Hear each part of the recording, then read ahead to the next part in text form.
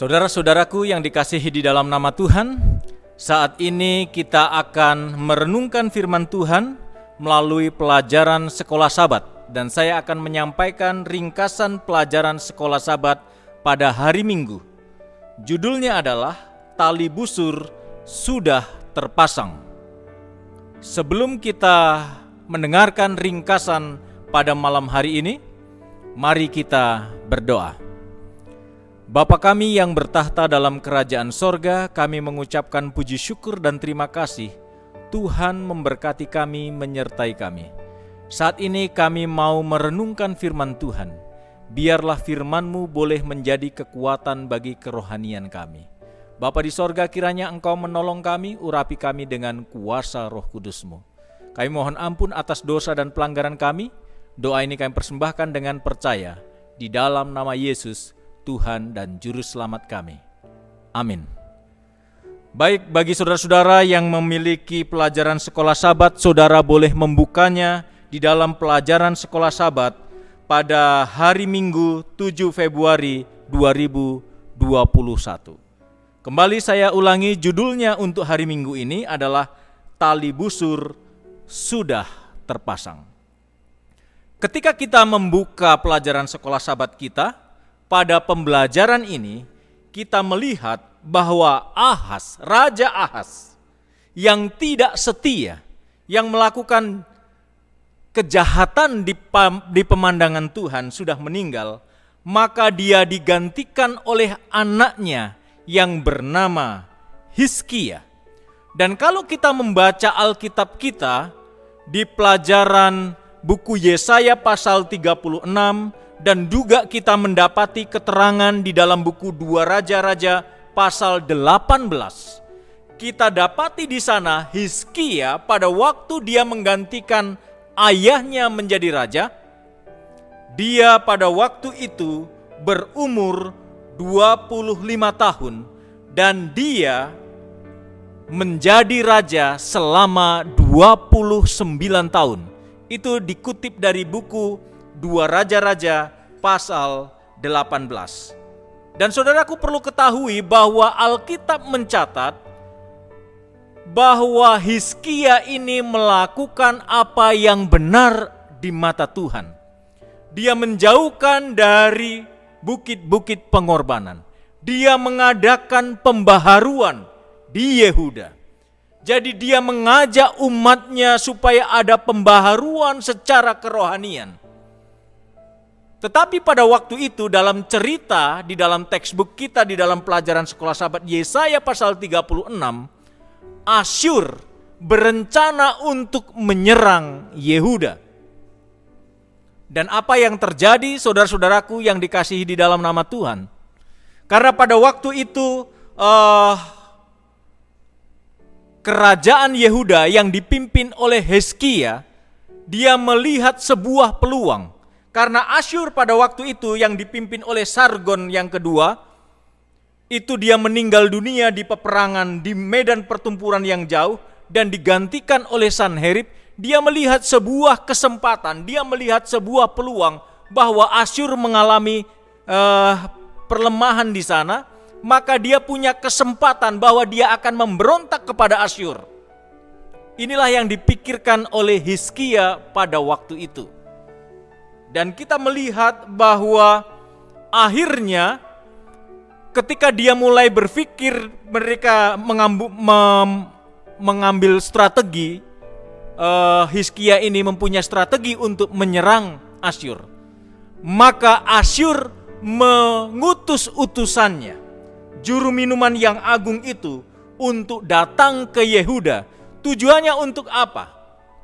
Tujuannya adalah untuk mempengaruhi Yehuda.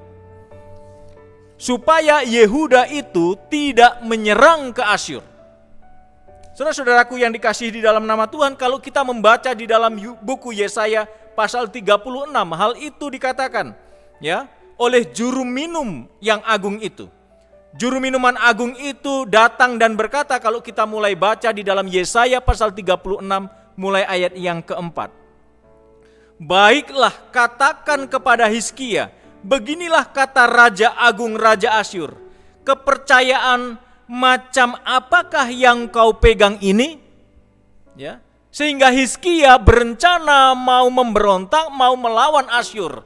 Karena pada waktu itu Yehuda dalam keadaan di zaman Ahaz sudah ada bekerja sama dengan Asyur dan harus memberikan upeti, harus memberikan uang, harus memberikan dana kepada Asyur. Ya, keadaan yang begitu mengerikan ketika mereka bekerja sama dengan Asyur. Itulah sebabnya keadaan seperti apa, kepercayaan macam apakah yang kau pegang? Kau kira bahwa ini hanya ucapan bibir saja dapat merupakan rencana dan kekuatan untuk perang. Jadi nggak mungkin engkau bisa menang melawan Asyur. Apa yang engkau percaya, apa yang engkau banggakan, apa yang engkau akan lakukan? Apakah engkau berharap kepada Mesir? Dan dia kasih tahu, juru minuman Raja Agung ini, dia mengatakan, kalau engkau berharap kepada Asyur, itu bagaikan engkau berharap kepada tongkat bambu yang patah dan terkulai. Kalau engkau berharap kepada Mesir, engkau bagaikan mengharap kepada tongkat yang patah dan terkulai. Nggak akan menang. Ya.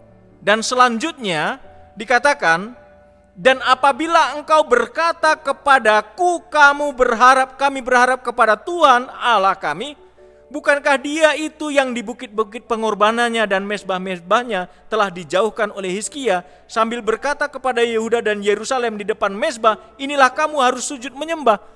Karena mereka mau memberitahu negara-negara lain, bangsa-bangsa lain mencoba menyerang dengan mengatasnamakan Allah-Allah mereka. Allah huruf kecil, ini dewa-dewa mereka. Tidak ada yang menang kepada Asyur. Apakah engkau juga akan berharap dengan Allahmu? Enggak akan menang. Mencoba untuk menakut-nakuti Yehuda untuk tidak berharap kepada Tuhan. Bahkan dalam keterangan Sekolah Sabat menyebutkan di sana bahwa juru minum Raja Agung ini, Raja Asyur ini, juru minumnya mencoba mempengaruhi pegawai-pegawai dari kerajaan Yehuda.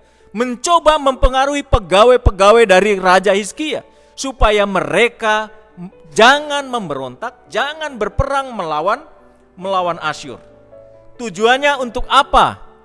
Itulah sebabnya di sana dia merayum, dia membujuk supaya orang-orang Israel ini tenang, aman, bisa minum anggur dan yang lain sebagainya. Sebenarnya tujuannya adalah jika Yehuda setuju dengan hal itu akan menunjukkan penghinaan mereka kepada Allah. Itu akan menunjukkan penghinaan mereka kepada Allah.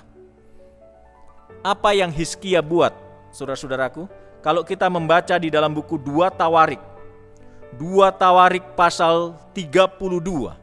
Apa yang Hizkia lakukan? 2 Tawarik pasal 32. Mulai ayat yang ke-7. Hizkia mengatakan demikian kepada rakyatnya. Kuatkanlah dan teguhkanlah hatimu.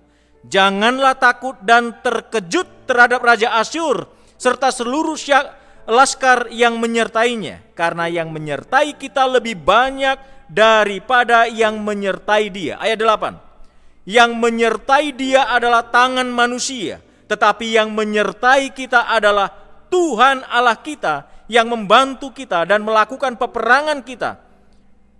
Oleh kata-kata Hizkia Raja Yehuda itu, rakyat mendapat kepercayaannya kembali. Apa aplikasi yang kita bisa dapatkan dari pelajaran hari Minggu? Kepada siapakah saudara percaya? Kepada siapakah engkau berharap saat ini?